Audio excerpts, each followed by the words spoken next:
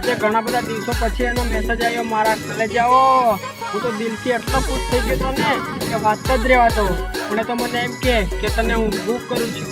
અરે મારી જાન, પહેલા બ્લોક કરું છું સરખું લખતા શીખ, પછી મને બુક કરી દેજે. સોરી, પછી મને બ્લોક કરી દેજે.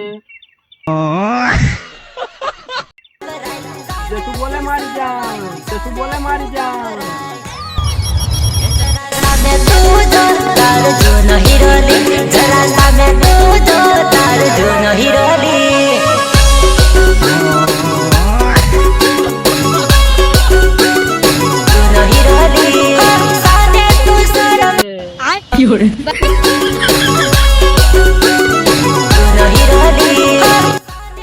કરી દે બુક.